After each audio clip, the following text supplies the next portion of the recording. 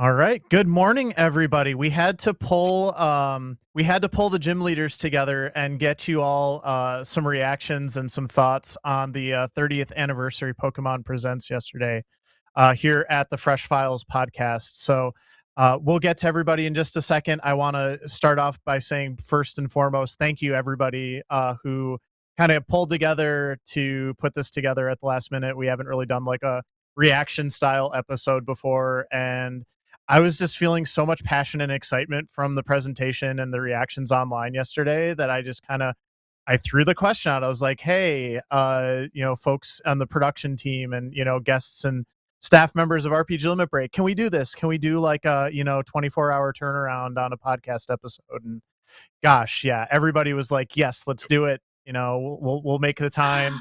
We got Heroic Spirit Gamer like waking up early, probably for the first time in years. I don't want to speak for him, but yeah, we're really excited to talk about all of the wonderful Pokemon news that came out yesterday and just kind of like reflect a little bit on this series because, like, gosh, it's been 30 years now. I mean, that's such a long time. So we're really excited that you're all here as well. My name is moonblazewolf. You can call me Blaze.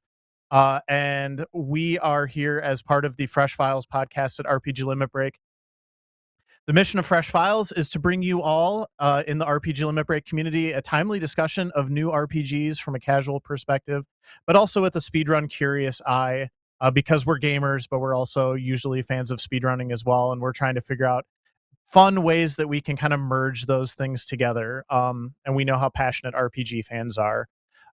Shouldn't be an issue today. We're normally talking about new games, but we do always want to aim to keep our conversations light and relatively spoiler free. So if you haven't checked out one of our podcasts before, we've done a handful of episodes now. You can go back and check them out. We've talked about games like Expedition 33, Octopath Traveler 0, and a few others as well. So, but let's go around. I want to introduce everybody and let them share a little bit about themselves. So Kios, we'll start with you and just kind of go around that way. Hello, friends. I'm Kios. I apologize for sounding more on the Barry White spectrum this week. Getting over some sort of a cough and sneasel. But yeah, hi. It's good to see you all, especially on such a short notice. Yeah, I speedrun mainly Final Fantasy 15 as of late, but I've been branching out into more things. And I gotta say, I'm excited about Gen 10.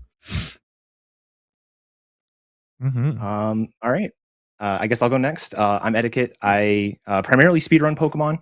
I have dabbled in a few other games. I was actually on the Expedition 33 edition of Fresh Files a few months ago. And yeah, definitely excited for all the stuff we saw yesterday. The Pokemon speedrunning community is always like eyes glued to the screen whenever a Pokemon Presents comes up. So it was a good time. All right, HSG, go ahead. I don't know if we're going clockwise or like row by row, but you go ahead. We are now. Yeah, fair enough. Yeah. I'm Heroic Spirit Gamer. I've been on a few shows every now and again for Limit Break. As one of the co-owners here, I tend to find my ways on every now and again.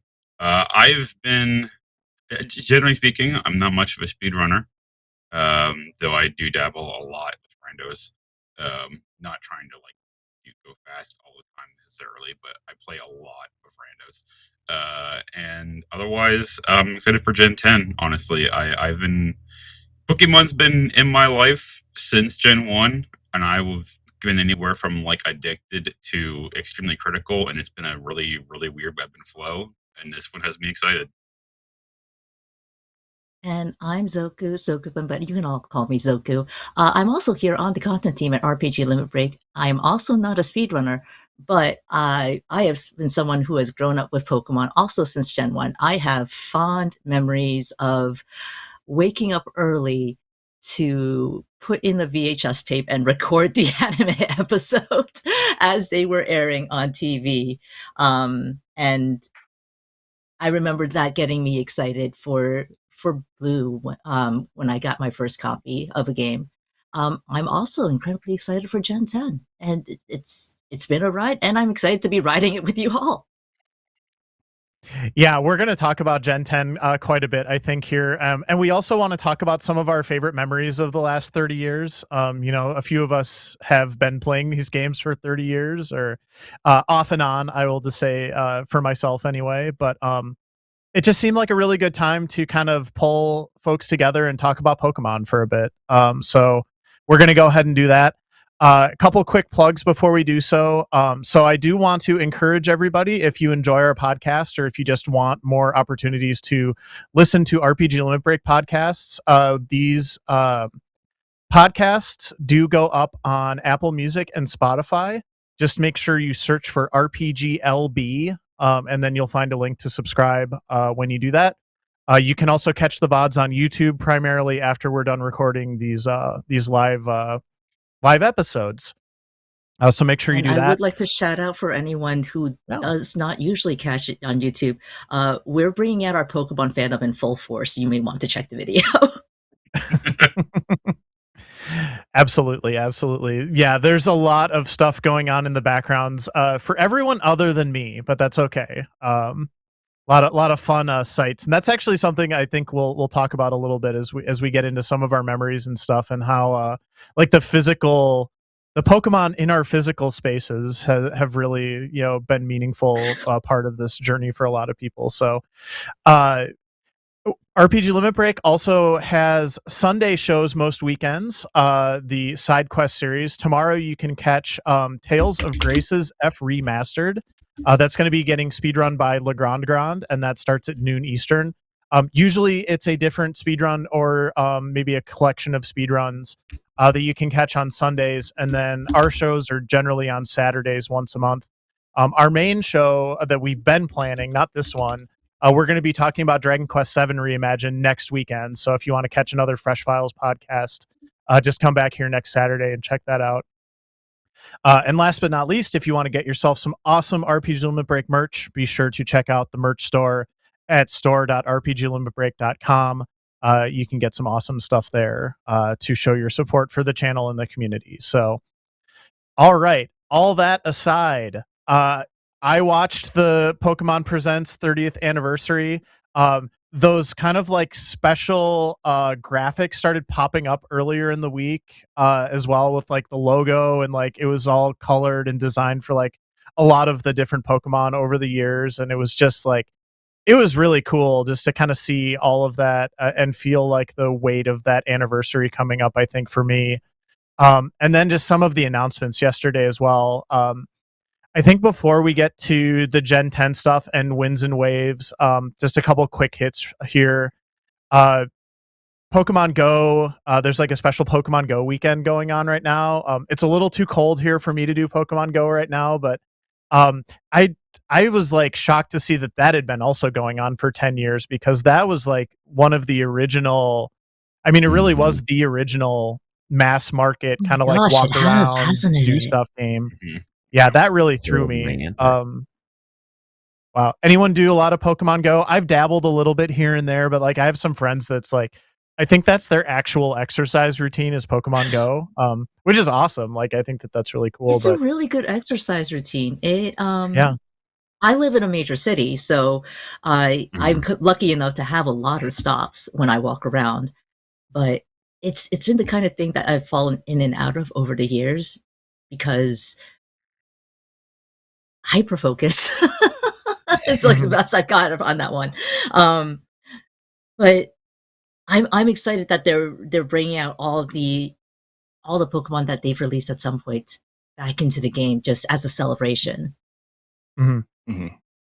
Yeah, I thought that was cool. So I definitely fell out of it a little bit. I was a bit spoiled when Pokemon Go released. It was my first GDQ event that I went to. It was that week, and it was SGDQ in Minneapolis, and it was so exciting with like all of our friends, and I think like the lobby of the hotel was a Pokestop, and it was the downtown area, so like there were Pokestops everywhere. And then I go home and there's nothing near me, and I'm like, I did the best I could with like the free resources you get, but I was like, if in order for me to get Pokestops, like I have to walk like a pretty decent distance. So I unfortunately fell out of it, but I vividly remember like that week was so exciting. Just Mhm. like seeing all the Pokemon like roaming around and stuff. It was super exciting. Yeah, I bet. And I know it's like a lot of it now is kind of event driven too. If you go to events like PAX or things like that, those are always like super, super active with Pokemon Go. So, a lot of stuff about the trading card game, which I know has been kind of really resurging again lately. I have a couple friends who actually travel to play like the physical card game competitively. And then for a while there, I want to say like a year or two ago, everyone was playing the uh, trading card game Pocket Mhm. version. So that like is still getting a lot of support clearly and love. So HSD, you just held up your phone. How's Yeah. how's like I how's the card game doing these days? uh, so I don't actually play the card game. I've dabbled with it a few times over the years, especially with like the desktop client or whatever that was that existed. But I've never like seriously There's took it very desktop client. seriously. Or sorry, browser client. I forget. There's been many forms of it Yeah. digitally, Fair, but fair. but Pocket. Yes. I've been playing Pocket since day one.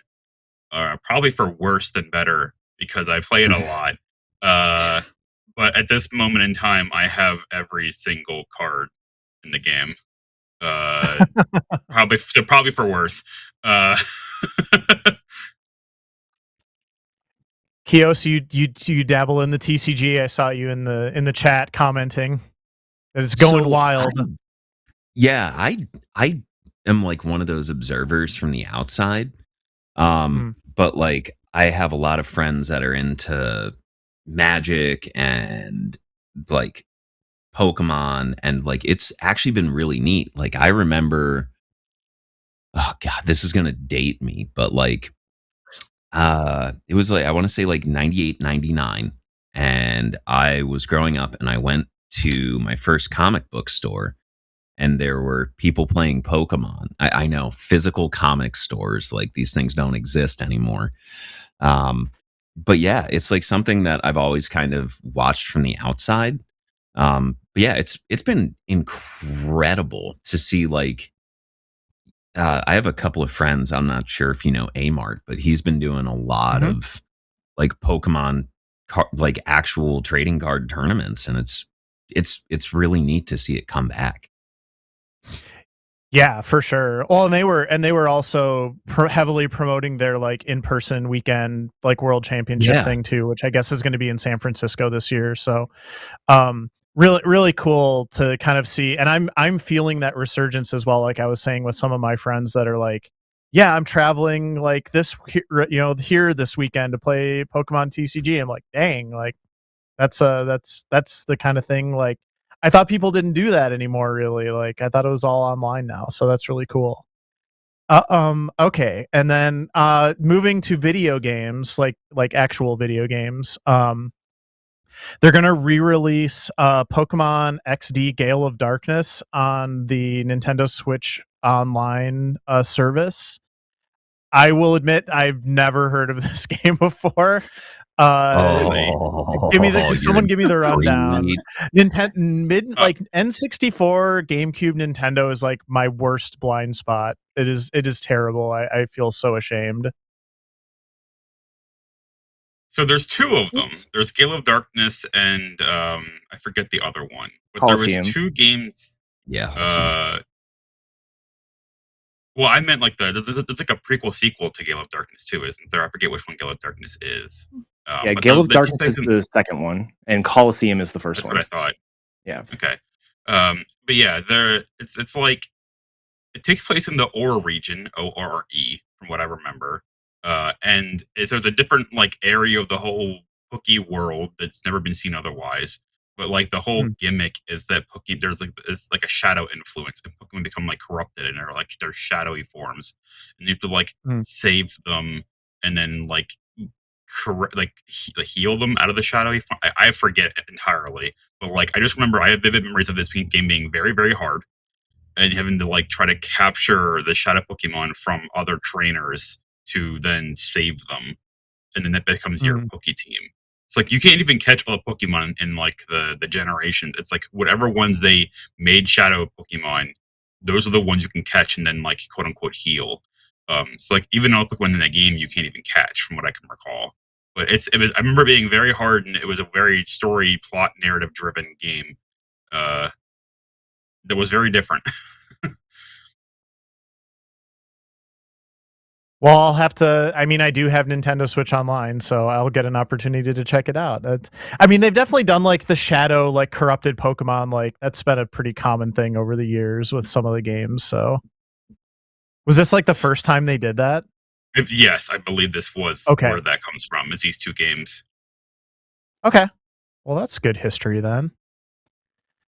They also gave more details on the Mega Dimensions DLC for Pokemon ZA, which I will admit didn't look like it was like the stuff about ZA that I enjoyed, but like cool if you're into like, Dragon Ball Z, like Super Saiyan Pokemon powering up and getting on 2 feet type stuff. Like that was cool. So I mean, mean, I've been if I'm not enjoying seeing the new megas.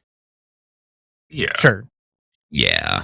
Yeah, it was interesting though, because like I think the only like it was a pretty like long trailer, and I think the only actual announcement was we're going to just gift you a new Mega Stone for Garchomp Z, Mega Garchomp Yeah. Z. So it's Okay. like okay, Yeah, it was kind of weird because Yeah. like the announcement started. It was like we have news about the Mega Dimension DLC. It's like, what news do you have for a DLC that came out 2.5 months ago? Like, Yeah. Yeah. it was Exactly. very odd. But yeah, I know a lot of people. I personally haven't played through the DLC. I started it and then I kind of fell off the ZA train a little bit. Kind of want to get back onto it, but anyways, I know a lot of people don't like the main gameplay loop of the DLC. There's a lot of grinding involved. Mm. But it is it's definitely exciting to see all the new megas. Megas is sort of kicked off the generational gimmicks, if you will. That every generation has a new gimmick that it does, and Mega Evolution is, I think, in the greater Pokemon community, like one of the most beloved of those gimmicks. So seeing it come back and then them adding to it is super exciting. Nice. Yeah, I still haven't finished ZA, so I will get there when I get there. But I was enjoying it, and then I wasn't. It was one of those kinds of things where it was just like, this is fun. Okay, I've been doing the same thing pretty much for like 25 hours now. Maybe I'll take a break for a little bit. But I was having a lot of fun with it. So, Pokopia. Ditto becomes a real boy is like what my notes say. I don't know. It's I not think that's more wrong. for Those children. notes are not but- wrong. yeah. So I will say that I'm probably playing Pokopia on day one because I'm very intrigued because so like if you, for someone who's watched all of the trailers so far, it seems pretty self-evident that there's like a post-apocalyptic thing going on here. Like it's essentially the Kanto region. Like they've shown various spots of the Kanto region is just like torn down and destroyed. And only Pokemon are left. So it's like, where are the humans? What happened? And it's essentially, I've even seen rumblings online of like, what if this somehow leads into Pokemon Mystery Dungeon series? Because like Pokemon Mystery Dungeon series, you have a Pokemon who live like humans, essentially, like with like the shops and structures and homes and everything else. But there's never any humans in those games, and it's like, oh, like did the world go nuclear? Did the humans vanish and die off, or like what in the world is this? So like I'm very intrigued from like a lore standpoint of like what the heck is going on. But also, yeah, it's like Stardew meets Minecraft in a very abridged version, sort of. Yeah. It seems. I don't know. I mean, I've been calling it Animal Crossing. It looked like Animal Yeah, that Crossing too. to me too. Yeah, also some AC in there. Yeah. Yeah. Oh, And Minecraft. I fully, think Minecraft was the most obvious, but after that, it was like Animal Crossing. Yeah. Well, the Yeah. team behind it is the team actually behind Dragon Quest Builders, so it does kind of make sense with like the blocks and like building materials and creating your area. That's like not a gameplay loop I'm usually into, but also it's Ditto. Yeah. I know some people who are really into Dragon Quest Builders, so that could be a lot of fun for them. for sure. So, and yeah, maybe there's like a dark secret at the core of it. HSG, you never know. Well, Don't know, but yeah, I've definitely seen some rumblings about like, oh, what if it's like how we lead the mystery dungeon? But also in general, like it's been soft confirmed that it's like apocalyptic in some way. So it's sure. going to be very interesting to see what it actually entails. So, full Yeah. confession, I'm not someone who dives too deep into Pokemon lore. But now this talk has gotten me curious. How often is it that like a Pokemon game has like that hidden? This feels so trite to say that hidden darkness in Uh, there. Um, so, that's just that sneaky. Yes, if you're like really thinking about the story, yes, there's definitely something going on instead of just usual. Okay, kid gets to save the world. yeah, it's pretty rare to be honest. Mhm. The only other time that it stands out to me is in X and Y in Gen 6. Because when that happened, they had this whole thing about like why is Mega Evolution just now being discovered, that turned like if you played through all the extra like post epilogue cutscenes and like scenarios, essentially it reveals that when AZ fires the cannon in Kalos from like the 3,000 year ago war, that like split the very timeline itself, and like one timeline gets megastones and one doesn't. And so, like, the different games are in two different universes. There's the universe without Megastones and the universe with Megastones. And, like, it goes into this whole big thing about, like, explaining this loosely so that it's, like, not super in depth. But, like, if you pick up the pieces, you can, like, oh, yeah, there's, like, that canon split the whole timeline. Like, it's kind of ridiculous. Um, and like that's like the first time ever that I can recall where it was like, oh, there's some lore in Pokemon. What is going on? And then it just kind of Mhm. stopped happening. Uh, well, I guess Gen 7 and Ultra Sun and Moon also had a lot too, actually. With the Ultra Beast and the Team Rocket extra scenario afterwards. So sometimes the like post epilogue stuff, they go hard. But it's not every gen. And the first time it Yeah. ever happened was X and Y. So it's only been half of the time so far where they sometimes do that. What you're saying is we're due for one of those. Uh, I don't know. I genuinely can't say because I have not played Gen 8 or Gen 9 at all, Yeah, and we'll Gen get to 9 that has discussion later probably. Gen 9 has like a I wouldn't say there's like a deep lore thing, but there is like there's some stuff with the professor that gets a little dark. But Yeah, I've heard it's of not this. like a Pokemon world thing. It's more like a specific character kind of twist Now that that you happens. mentioned, But yes, it's yes, I remember. yeah, it's yeah, I can't think of anything other than like you said, X and Y and then Ultra, that has like these large implications, I guess. So Yeah, Mhm. even some of the other like darker games, like Yellow Dirt, as we mentioned earlier, like they don't have like lore implications particularly, aside from like other Shadow Pokemon. And I remember there being some stuff about that, obviously, like why that Mhm. happens. But usually it's not like some like overall like ethos thing. But X and Yeah. Y and Team Rocket scenario and Ultra Sun Ultra Moon definitely remind me of that. Mhm. Well, I we'll feel like no see. one mentioned the darkest part of the Pokemon lore. The Oh. if anyone remembers going to the movie theater with their parents when all the Pokemon Oh, started fighting the each other. anime. Oh, I know. Core memory unlocked. Listen, I Yeah. remember crying in the movie theater with my dad. Oh my gosh. Yeah. That's also true. Yeah. Movie one. I mean, heck, not even Yeah. just movie one, movie two, movie three. Oh my lord. Yeah. And it's like do we want to count that as part of the overall lore? Is it something different? Like you said, is that part of the potential different timeline? It's something I've never thought about until like you've kind of laid it out for me.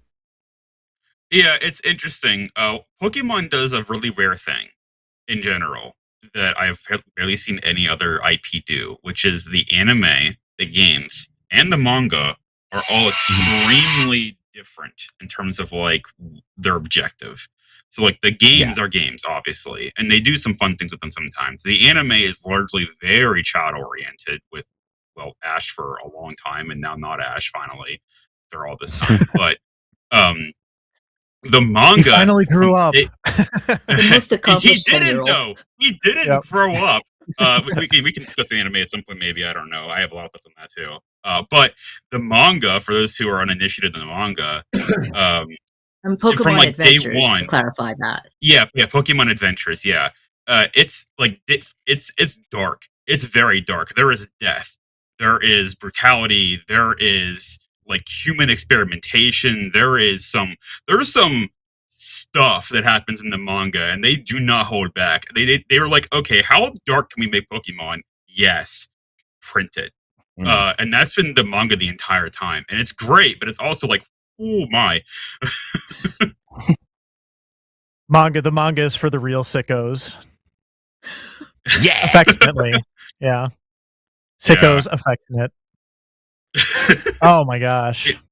Yeah, but I remember I forget it's pretty early on. There's a one of the earlier chapters, and I remember seeing like a panel of it, and I'm like, what in the world? And that's why I started reading it like a long time ago. But there's a panel of a Scyther cutting an Arbok clean in half, and like it literally cuts it clean in half and kills it. And it's like, I'm sorry, what? I gotta read this. Pokemon do what now? Yeah.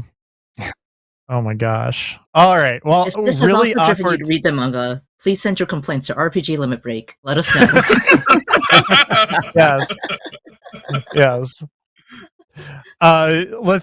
Let's get this car back on the road and get to, like, I think the thing that probably we're all most excited to talk about from the presentation yesterday, which is Gen 10. Winds You're and skipping over a waves. few of them. Okay. Did I miss it? Did I miss anything else? From the announcement, well, Yeah, there's go ahead. yeah, so there's also Pokemon Sleep, which I don't know much about, but I know that was mentioned. There's some kind of Mew event, and then Okay. the one that I actually have some familiarity with, Pokemon Unite.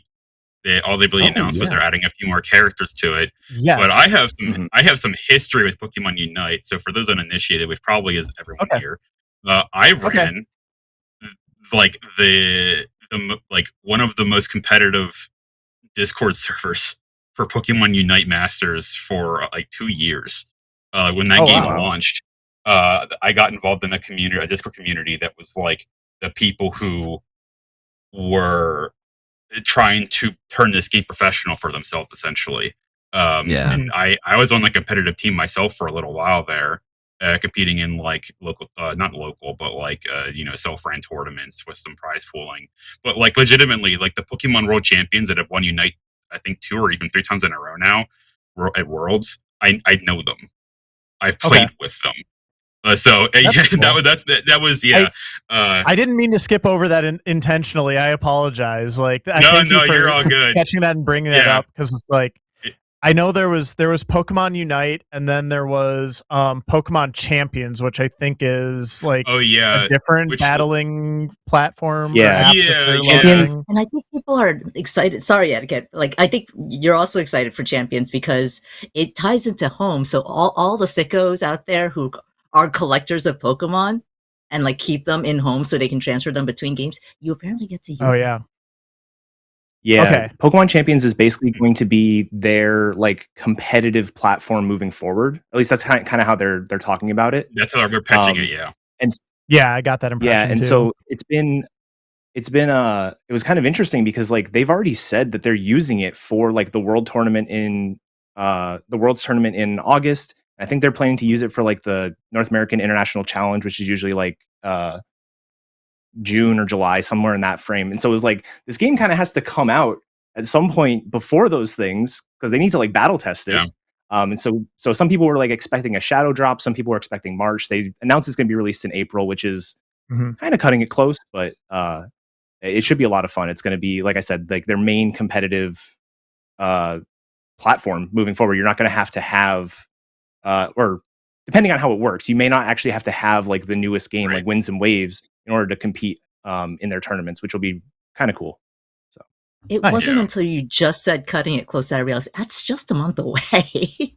Yeah.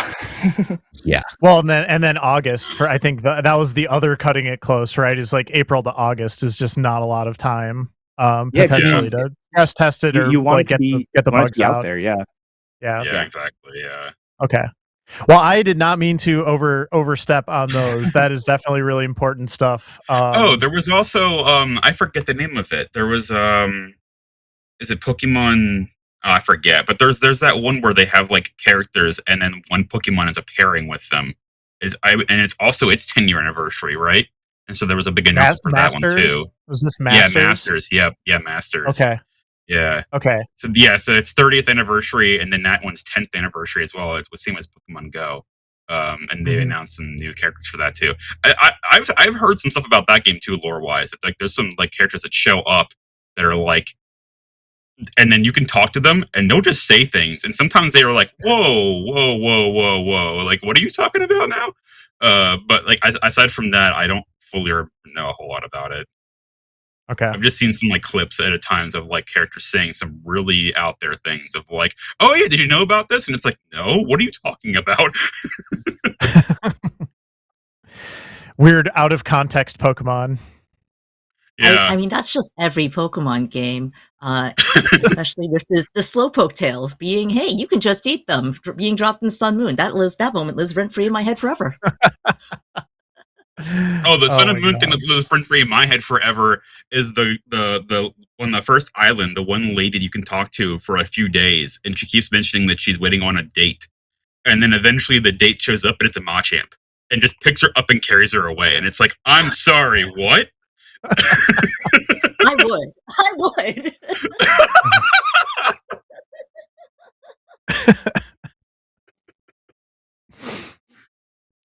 Which Pokemon would you like to show up and take you on a date? No, I would just like to get carried fireman style by a Machamp. That's what I'm saying. But also purely Gardevoir, platonically. Yeah. Well, I mean, this is just a first date, right? Yeah. Fireman carry on the first date. I think that's pretty typical, right? Yeah. All right. Is there all right, can we talk about Gen 10 now? Go to Wind and Waves. Okay. But no, I had a slideshow prepared about my first date with Gardevoir. No, wait. wait. No. Go before we get yanked. Oh no. Oh my gosh. All right. So anyway, there's 3 cute starters and Kios. They're on your background. Would you like to introduce them? Yeah. There's Oscar the Grouch, Missile from Ghost Trick, and Lizard. Oh my God. Lizard. I did it right? That's who they are. Shout out to Missile from Ghost Trick. I love it. Oh man. So great. It's so cool. great to see that Capcom and Game Freak crossover, the Pokemon Company crossover. It's true. It's I think true. I saw that, and then I saw like it's just Toby Fox's doggo, but a Pokemon. Yeah, pretty much. Nah, I'll be honest. I think the designs are great, and like I know they're the camps of people that are like, well, you know, the starter. Like, I don't want to say traditional. Listen. However you feel, I think it's correct. Everyone's entitled to their opinion, but like, I'm one of those people. As long as the designs are cool, like I think that's like more the spirit to me of Pokemon is like having cool designs and watching these Pokemon grow and change and develop new abilities. So I will leave the more technical introduction to whoever wants to take it. Zoku, you got this. Are we sure we want to leave it to me? Because you have Sprout, who is the my Ditto is not excited that I'm excited about them. We have Sprout, who is the grass starter, a grass-bird Pokemon. People familiar with Gen 4 may be recalling Rowlet. No, Sprout has a lot of personality. So does Rowlet. That's mean to Rowlet fans because I love Rowlet. But Sprout has a ton of personality just in its little face. And Sprout, I should say, is spelled BRWT, so like eyebrows. It has a lot of personality specifically in its eyebrows. Yeah. Which honestly I can relate to a little bit, but go ahead. Um, I mean, I'm also entirely curious about how Brout will evolve because it's not our first grass flying type. Yeah. Then Or at least going grass on, bird. Mhm. that's true. Then moving on, we have. I'm going to jump over Kyo, since they're happily sharing. So we have Gekwa, who I have seen described as the littlest pet shop because it just Yeah. has the most emotive eyes you could possibly imagine on a Pokemon. And yes, I realize what I'm saying here, but it's got half-lit making those eyes at you. And that is our water type starter. Gekwa, you might be able to guess from the name, looks kind of like a gecko. Mhm. And I believe we've had there have been some comparisons to, my brain is not braining right now. What's that? Froakie. Froakie. That's what I'm thinking of. Yeah. Oh, yeah. Furky's a The frog frog, in Gen the 6. frog And water. then, honestly, it reminded me more of Sobble, to be honest. Ooh, Because that is also a very good Sobble's comparison. also more of a lizard, but yeah. Mhm. Um, I've also seen a few comparisons. Bringing up the Sobble love. Um, Once again, if you're not watching us on YouTube, you probably should at least take a peek. I've also seen like some thoughts on possible evolution forms and comparing it to, oh, why is the name evading me right now? I'm forgetting. Why am I forgetting the starter name? Sceptile. Mm. Oh, okay. I'm forgetting the base Trico. name, and I think that Trico. It's Thank you. I Trico. think that disqualifies me from being on this podcast. I'll take my leave now. Thanks. It was great talking to you all. Look, Zoku, you have But a ditto on your shoulder. You belong. You're fine. oh, I If have anyone needs to show many themselves out, it's me. dittos. So let's just be I have honest like here. a lot of dittos, I should say. I'm just pulling them off from off screen right now. But as far as like how it Gekwa could potentially evolve, yeah, I've seen some comparisons there, and I've saved the best for last. This is why I was jumping over.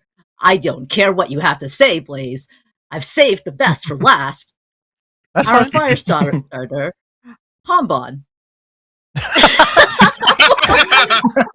Kios just made Missile like gigantic for everybody to see instead of the actual Pombon.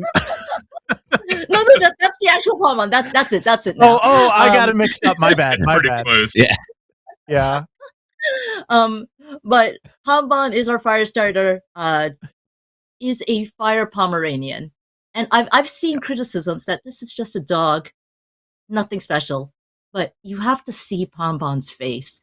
There are zero thoughts in this dog's head. It's just to be here, That's true. and I respect that so deeply. He's just so happy to be here. Absolutely. We've also been seeing some opinions in our RPG Limit Break chat a little about their favorite starter. And hey, Chad, I'm going to ask you, bring it back on. Who is your favorite? I want to see that again. But yes, we'll watch for a second, and yeah, maybe we'll go around and let HSG and Etiquette talk a little bit about their first reactions to the new starters. Yeah, well, while I'm asking chat to bring that in, I want to hear all your thoughts. What are your reactions? We've heard Kios and mine. Yeah, sure. For me, I also am leaning heavily towards Pompon on the Fire Doggo. But one of the things that comes to my mind that I'm very interested about, and mine's will usually go there too eventually, which is what are the evolutions, but also like what is the theme this time? I honestly, I'm not entirely sure if this is maintained, but I know since Gen 6, generally there's been some kind of like a theme. So, like for example, in Gen 6 was like the first time that we ever really picked up on a theme, and it was like D&D because you had a magician, you had a ranger, and you had a tank. And like there was some kind of like overarching like that you could actually like pinpoint. And I remember it happening in Gen 7 too, and I forget the theme there was. It was like performers because you had like a wrestler. I forget exactly, but I haven't looked at Gen 8 and 9 enough to like be aware of if there was ever like a theme that was like decided upon for them. But like I'm curious like what theme there might be for these trio, and then just like the typings as well. One of my favorite, actually no, my actual favorite trio of starters is Gen 4, and part of the reason for it is not because they're all designed so perfectly, they're so incredible, but also their types have a reverse triangle in addition to their primary types. And I loved that so much. And they've never done it again. And I genuinely shame the Pokemon Company for doing that only once in 30 years because it's brilliant. So I'm curious if we're going to ever see that again, and if this trio is when we'll finally see it again. Yeah, I definitely agree with that. That was one of the things I mentioned when I was talking to my friends about it. Is like I really want them to do that reverse trio again. Because it'd be like a fresh take. Because like some people are like, oh, maybe the grass, fire, water trio is kind of overdone at this point, and it'd be cool if they did other trios. And it's like, yeah, but like at the same time, I think there's still cool things they can do with these three. And these three are just so familiar to everybody. So I get why they're not changing it. But in terms of these three, I definitely Pombon. Definitely in the camp of if they make Pombon stand up in its final evolution, I will never forgive them. Yes, absolutely agreed. I got burned real hard with Litten. I actually saw a YouTube short the other day. It was somebody doing like one of those, buying a used Pokemon game and like seeing the save file that was on the used Pokemon game. And it was somebody got a copy of Sun or Moon, and they were like, it was very obvious what happened because, they had played for like 8 hours or something like that. They had a few of the trials or whatever done. And they look at their party and there is a level 34 Incineroar in their party. And it's like, this is the level that Torracat evolves into Incineroar, and you can tell why this person stopped playing. Because like this thing stood up and they're like, what is this? And I don't want this anymore.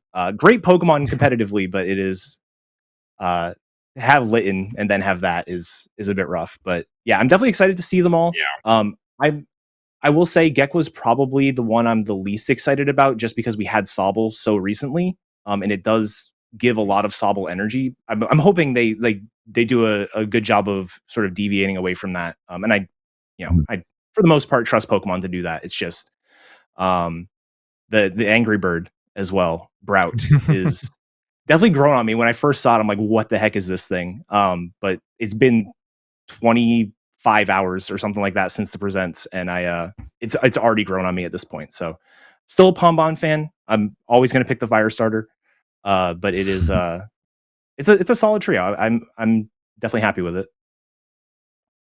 Nice. Yeah, we were talking a little bit before we started recording, and you said you always pick the fire starter. Yeah, 9 generations straight, and then including like Legends Arceus, Legends ZA. I've just always been a fire starter person. Today on this call, I learned that Etiquette is my in-game rival. Zoku, you're I was going to say, do you want to? I have been Bulbasaur from the beginning, and I will always default to grass type. Even the one time, well, I guess this now makes it the second time, but the one time that I felt I liked the fire starter better, which was Fuecoco, I still went for grass when I started playing the game. And now this will be the second time. I'm sorry, Pombon. Pombon forgives. Pombon is like, I'll just find somebody else that wants to pet me. That's fine. Well, this is why Pombon is the best. Already forgotten and forgiven. Yeah. How about you, HSG? Probably. Yeah. So I've never had just a type that I stick with. Every gen I hop around of just like which one I'm feeling that I want to start with. So this time I'm probably going to be doing Pombon. But like historically, I probably have chosen them almost all equally, to be honest. I'm pretty sure Gen 3 my pick was Trico. Gen 1 my primary pick was Squirtle. Gen 2 I think it was Cyndaquil. Gen 4 my favorite starter ever of all time is right here. That's why I have a Jumbo Piplup. Because this is my favorite starter ever. Period. But yeah, I kind of always hop around in mostly equal measure. Nice. Kios, how about you? I actually am in the same camp. I've just kind of bounced around. I'd probably lean more water than anything else, but like it's a solid like 40-30-30 split. But I do remember Squirtle, and then doing some Pokemon speed runs, it also ended up being Squirtle. So, honestly, this might be one of those times where, hey, multiple playthroughs are pretty cool, right?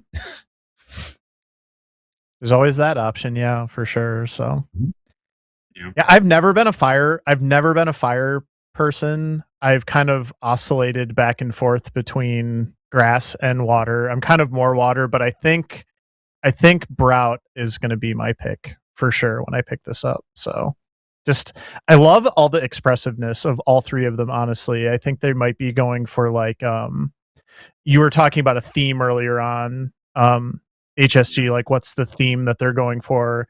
I wonder if it's and to me, part of it is like, are they all supposed to be like encapsulating like different emotional states, because they're very, very expressive and very different from each other. So that was something I kind of picked up on right away. So we'll see. But yeah, the setting also looks really cool, very aquatic. It reminded me of like Final Fantasy X when they were doing some of the flyovers. As someone it's who's like more of a tropical Final island. Fantasy person, but yeah, the like very tropical themed South Pacific sort of vibes. I've seen a lot of people saying it's like Philippines. Yeah. Yeah, no, that's the Yeah. same thing that I was about to bring up, because every Pokemon region is based off a real world location. Yeah. And genuinely curious what this is, especially with the character designs for our protagonist choices. Yeah. What I'm really trying to say is, why is Winds wearing a cowboy hat?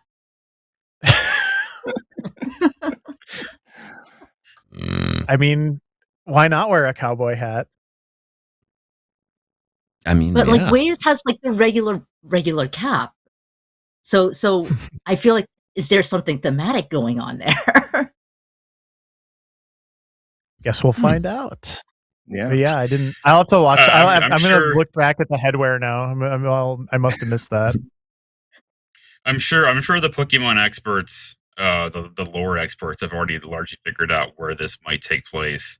But yeah, it will be interesting. I mean, obviously, it's more of a tropical place or islandy place of some sort, but there's still a few options that it could be. But yeah, Philippines definitely could be. Mm-hmm. Anything else about Gen 10 that you saw from the trailer, or thoughts that you had that anybody wants to share before we kind of wrap up and just kind of reminisce a little bit? Yeah. So there was a lot of shots of like underwater and seeing Pokemon moving underwater, and I didn't think too heavily about that originally from like the trailer and the screenshots. And then like the press release officially revealed that like, no, you can just like straight scuba dive or something. Like you can traverse underwater full out. And I was like, and that sounds really cool. We've never seen that before, even close to that before. And like it honestly, I have a lot of hope for that. Then, like what that'll look like and how that'll be implemented, because like it brings to mind like new Pokemon Snap. Like for those who haven't played new Pokemon Snap, like the game is I did gorgeous. get But those yes, vibes before it was officially revealed it was Gen 10. yeah, and it's like there's like 2 or 3 different courses that are entirely underwater, and those ones are probably my favorite in the entire game, to be honest, because we've never experienced that in all of Pokemon's like almost 30-year history at that point in time. And so now that they're going underwater here, I was just like, I did not know I wanted this, and oh my god, I want this. Like, please be good. Please, please don't mess it up. Yeah. Yeah, I see some people in the Twitch chat mentioning like Gen 3 with dive. I think one of the main differences that I see is like in Gen 3, it was kind of like you're above water or below water. And like that's kind of it.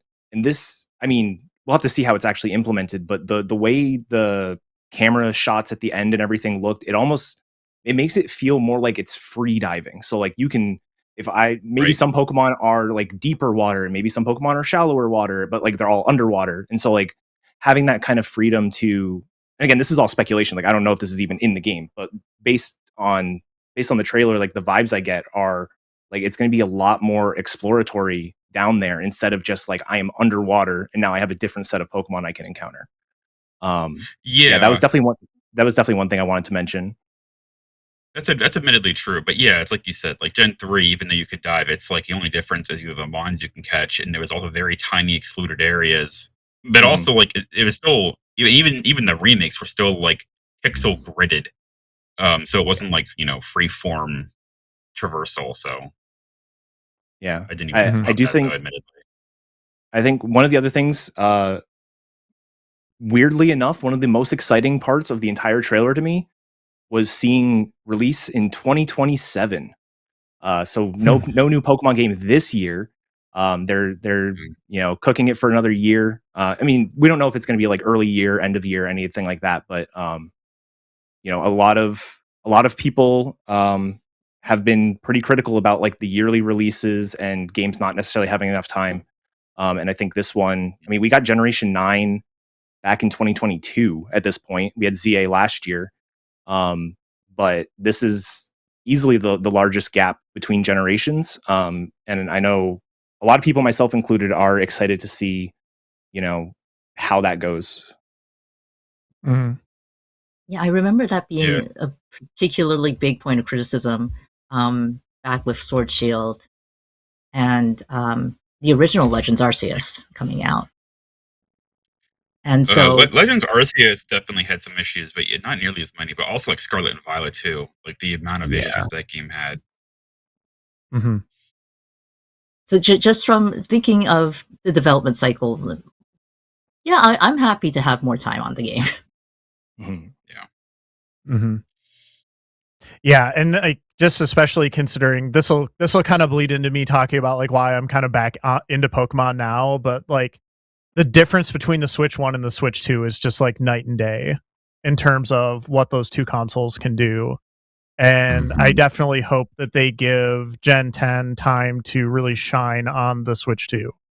Um, Instead of trying to figure out how to like have it, here's a Switch 1 version, but then like here's the Switch 2 version, and it kind of has to be both. And like obviously they didn't say it was going to be only Switch 2, but like clearly they are thinking about how can we make a new Pokemon game specifically for the Oh, in the Switch 2 press that will release, get they said people it is excited. only Switch 2. Oh, So they did it's say that. confirmed Okay, I Switch missed 2 that. I only. apologize. Yep. Yeah. But yeah, I mean that's just such a huge deal to me as someone who's trying to reconnect with the franchise right now is really being able to show it at its best. And clearly they are committed to doing that, and I think that's really cool. So awesome. So last thing before we go, I mean 30 years is a really long time. There's not very many game franchises out there that can say we're still like thriving at 30 years later, and generating the kind of buzz in the news that Pokemon does.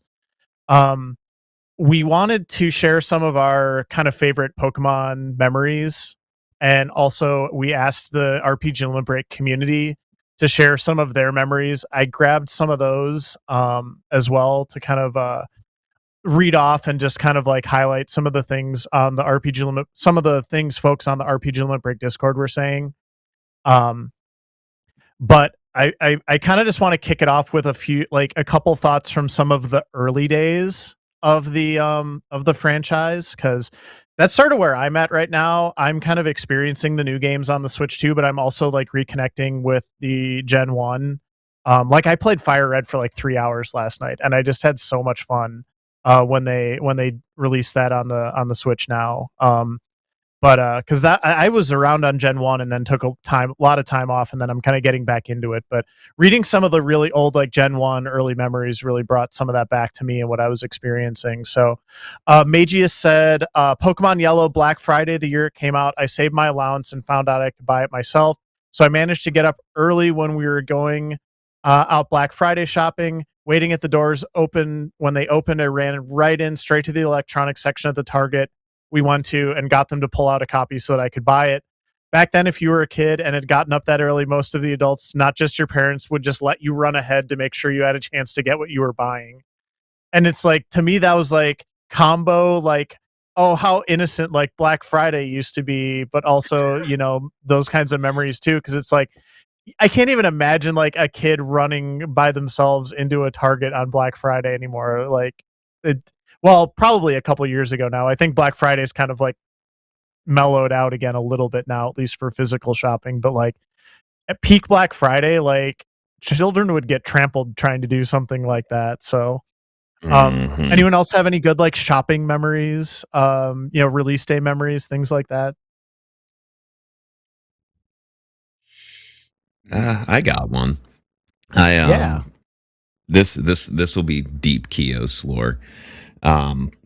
So I'll keep it short and sweet. But my my late stepfather, when he was like just starting to like date my mom, we would hang out on Wednesdays because that was his day off, and every week, and this is probably like 98, 99. He would bring home a Mustang, had to be a convertible because I was that kind of child. And we would go get pizza and get Pokemon cards. And like that was our thing for like a year straight.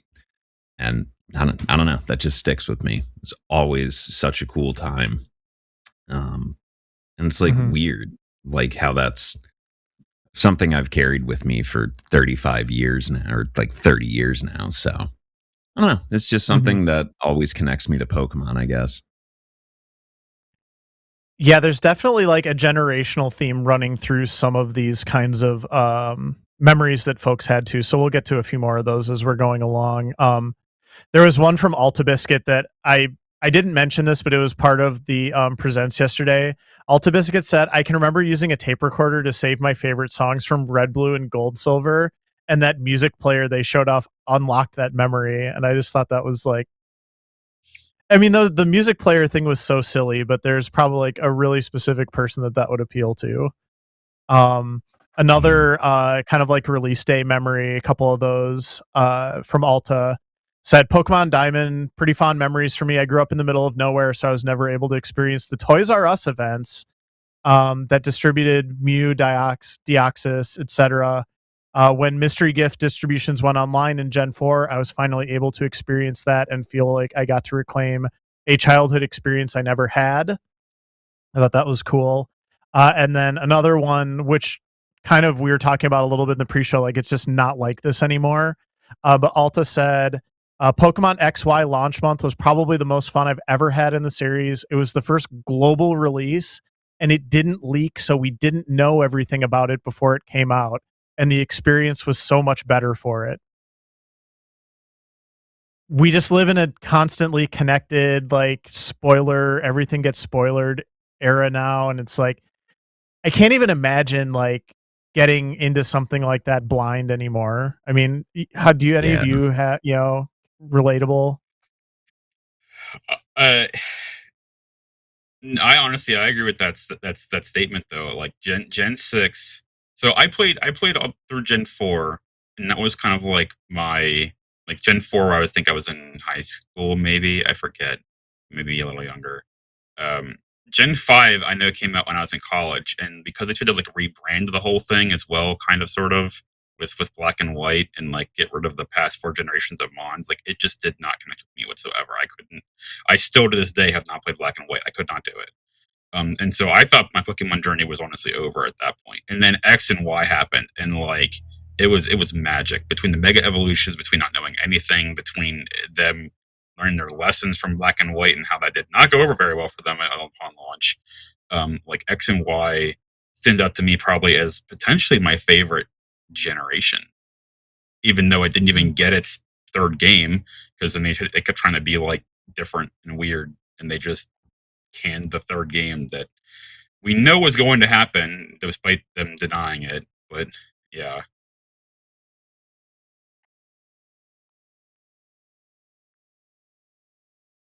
Mm-hmm.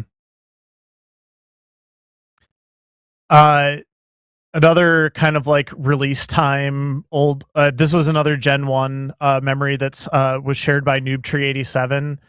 Said my great grandmother signed me up for the Toys R Us mailing list when I was super young. So Toys R Us again. Gosh, who else was a Toys R Us kid here? All right, anybody other than me? Yep. And yeah, all right. Same. Um, uh, Toys R Us mailing list when I was super young, and one day she got a VHS in the mail addressed to me. I was like 6 or 7 at the time, so obviously I had no idea what getting mail was like. But we popped the tape in the VCR, a bunch of silly little animals and anime characters popped up on the screen, and a guy named Professor Oak started telling me about Pokemon. I didn't really care about the cards or the he talked about or the anime at the time, but what really caught my eye was they had a game for the Game Boy, and I had just got a Game Boy too. Um, and Noob Tree just goes on to say, like, this led me to getting Pokemon Red for a birthday gift and a love for a new type of RPG and a new style of playing. And it really was something new. Like, I was a little older than that. I was in middle school, but like anime was kind of getting popular at the time in the West, and like we didn't really have a lot of wholesome anime, or like, you know, it was a broad swath of like what was available, but like Pokemon was kind of like the wholesome offering. And then like the It really immediate did. connection to a video game as somebody who grew up playing video games was just like it sold itself. Like, gosh, I could not get that game fast enough when Red and Blue came out. Like on the subject of core memories related to Pokemon, this is vaguely embarrassing. I remember just passing by classmates in the stairwell, like in school, at I want to call it the peak of Pokemon fever. If I'm honest, it was probably only about 2 months in. But we would just say Pika Pika to each other, just passing by, like it was totally normal greeting, conversation. No idea what the other kid was saying, but just Pika Pika. Amazing. Yeah. I know my middle school cafeteria Pokemon cards got banned.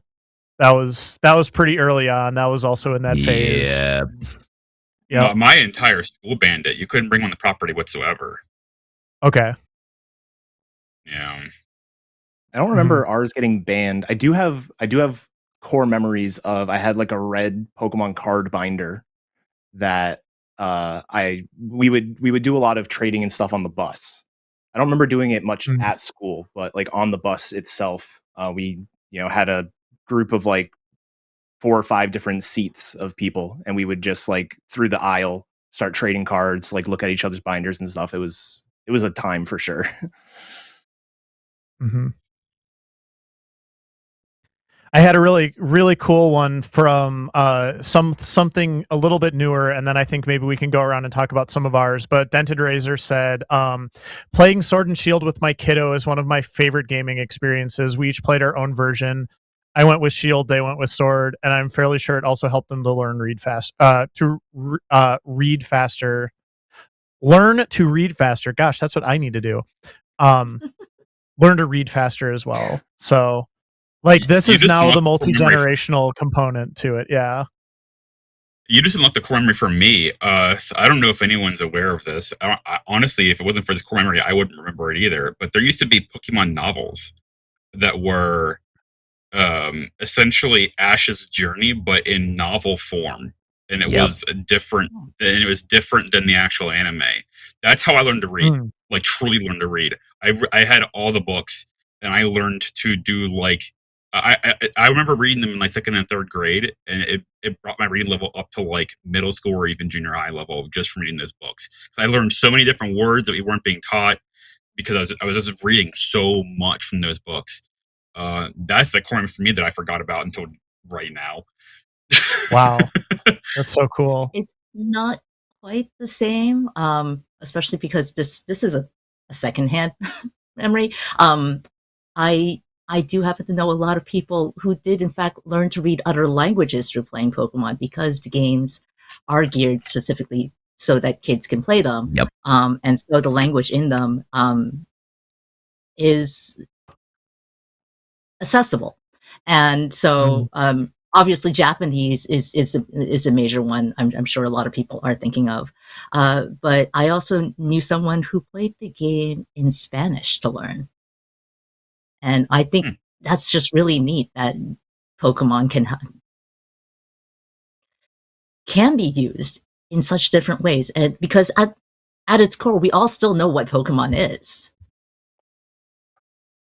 Mhm. No. Yeah.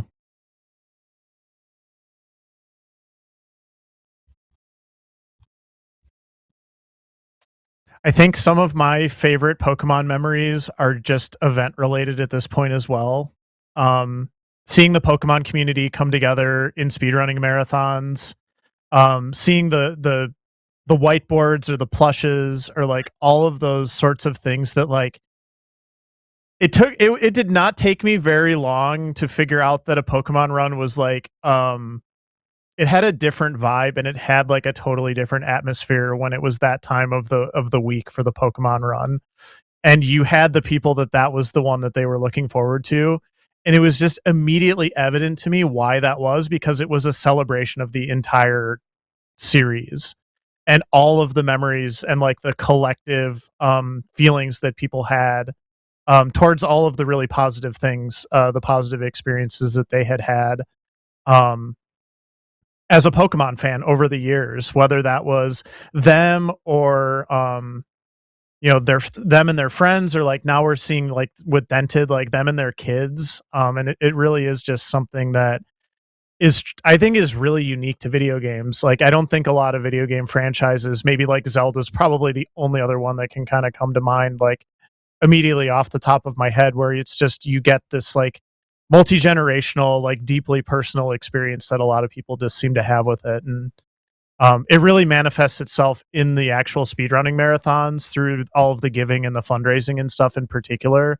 But just even the people that are like, you'd get the commentators up there and like the commentators like couldn't stop themselves from like geeking out about all of the things that they loved about it. And it's, on one hand, I think for me for a little while it was kind of intimidating, but like now that I'm a little bit back into it again, like you really do see like why it's so special and like why people would go to those links and to those extents to really celebrate that. So I mean, Etiquette, you're the one here who has probably more like speedrunning experience. Like what's it like being part of a Pokemon run at like a GDQ or an RPG limit break? Yeah, it's definitely something special, like you said. I think for there was a shift. It's hard to pinpoint exactly when, but there was definitely a shift in the mentality of a Pokemon marathon run. At some point where we kind of, uh, as a community, kind of realized like it's more about the the coming together and like the show that we're putting on as opposed to the run itself. Like the run is always, at any sort of speedrunning marathon, obviously, the run is the main focus. You want to try to describe all the really cool things that like we, routed in, or cool strategies and stuff like that. But at the end of the day, like it's a longer game. And there's always going to be plenty of downtime, and it's like that sort of sense of community and the sense of bringing everyone together. What's a funny Pokemon noise that you can make, or what is what's your favorite Pokemon? What's your least favorite Pokemon? Why do you think Bulbasaur is awful, Shen? Like all these different kinds of things that you can kind of do, and everyone who knows the series can like relate to in some way. Is really special. And it's definitely something I've definitely seen. I don't want to say like Pokemon like spearheaded that by any means, but like it's definitely one of those things you can kind of see bleeding into other communities and other marathon runs.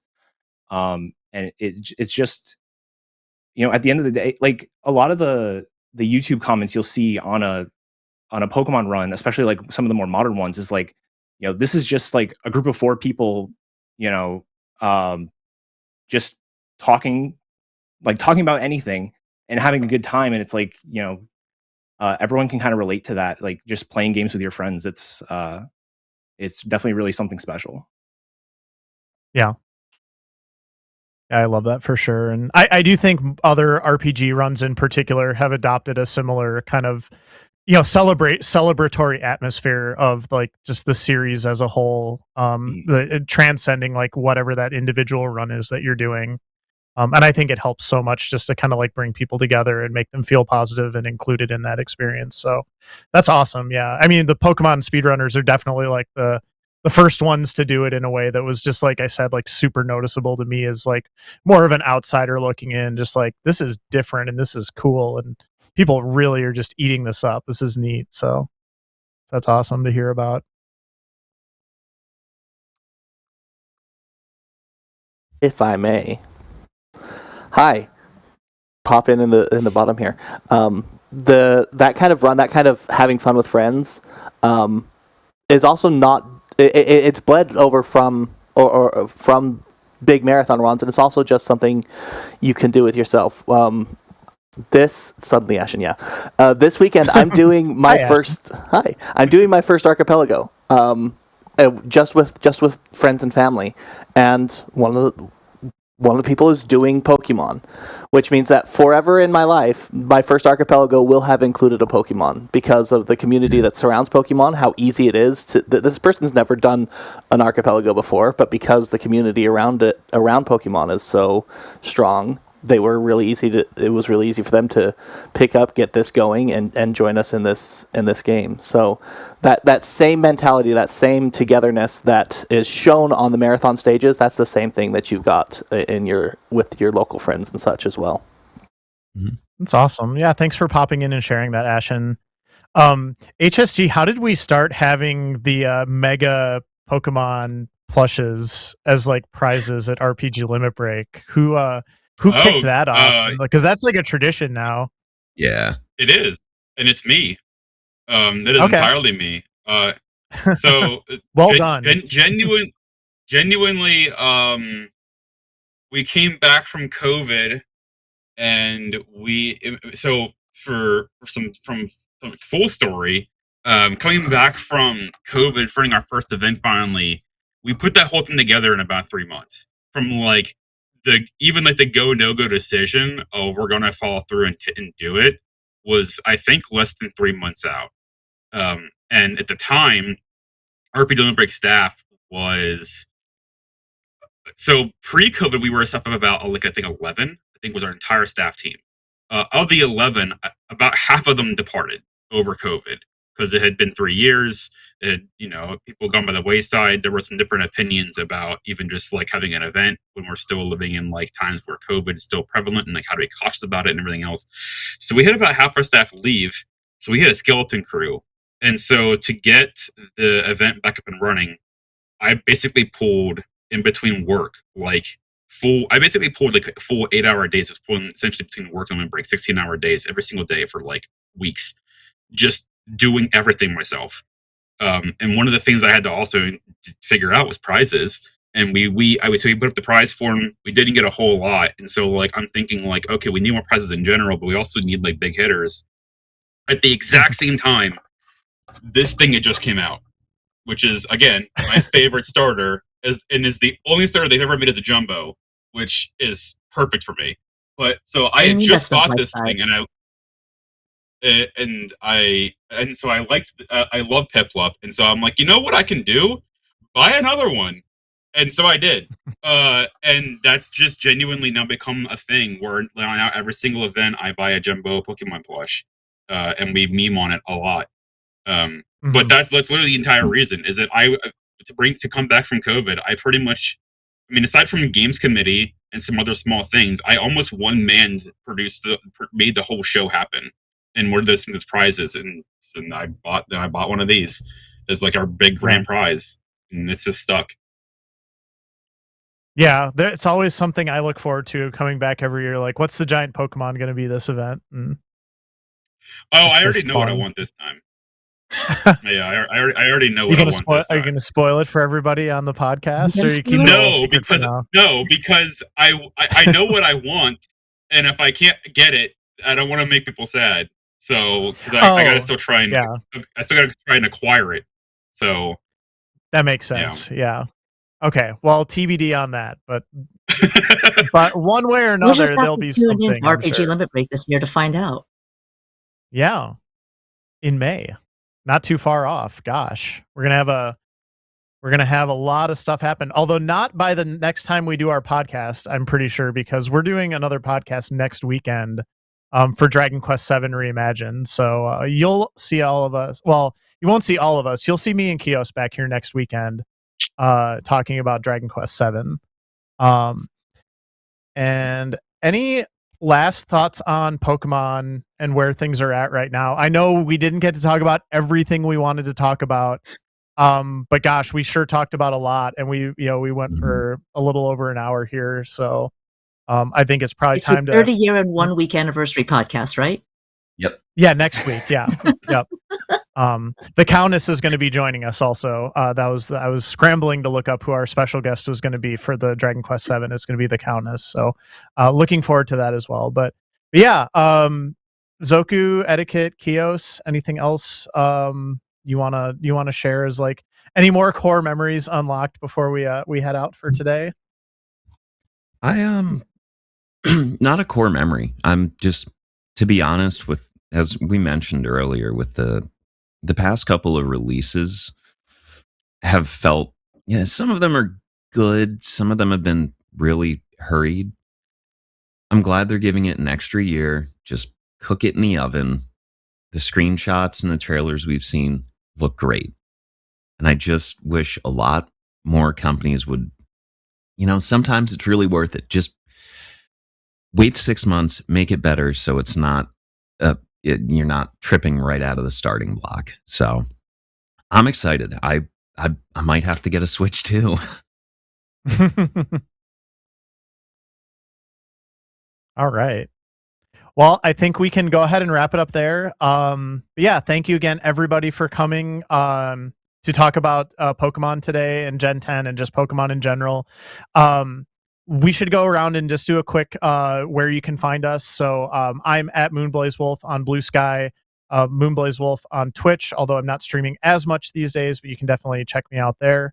We'll go around in a circle again like we did before. So Kios, where can everybody find you? What are you up to these days?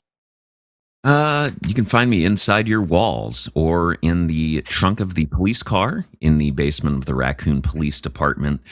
No, you can find me, Kyoslilmonster, on B-Sky or Twitch.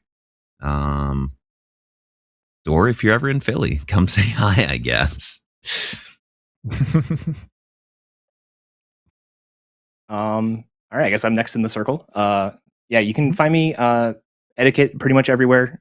Twitch, Blue Sky, all the good stuff. I've trying to get back into.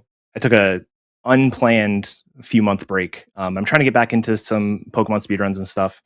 And so that's primarily what you can find me doing. Nice. I am Heroic Spirit Gamer. I don't really have a social media presence outside of Discord. I do have Twitter, Blue Sky, etc. You can find me there. I just usually like and retweet art and stuff. But certainly in our Discord, it was some funny chatting a bunch, or like other GDQ related spaces as well, speedrunning spaces. That's really it. And I'm Zokuban. I go by Zokuban on Twitch, on Blue Sky. You'll probably be most likely to find me running around helping out at events too, including the upcoming Frost Fatales and RPG Limit Break coming to you in May. Yeah. Looking forward to that. Thank you, Ashen Prime, for producing our show on short notice. Thank you, everybody else who helped pull this together, get some social media promo out. Thank you to everybody on the RPG Limit Break Discord who shared your Pokemon memories with us. Didn't have time to read every single one of them, but I did go through and read all of them before the show and tried to pick out as much as I thought we could include and did my best with that. So I just hope we can keep the conversation going. We're all RPG fans, and Pokemon makes a big part of that pie for a lot of people. So please join us in the RPG Limit Break Discord and community if you want to keep the conversation going, chat about this, this series or any other series, and we'll just see what the rest of this year has in store for us in terms of RPGs. It's going to be great, Pokemon and otherwise. So we'll be back again next week, like I said, talking about Dragon Quest VII Reimagined. Until then, catch y'all later, gamers. Have a good rest of your weekend, and good luck catching those Pokemon. Till next time.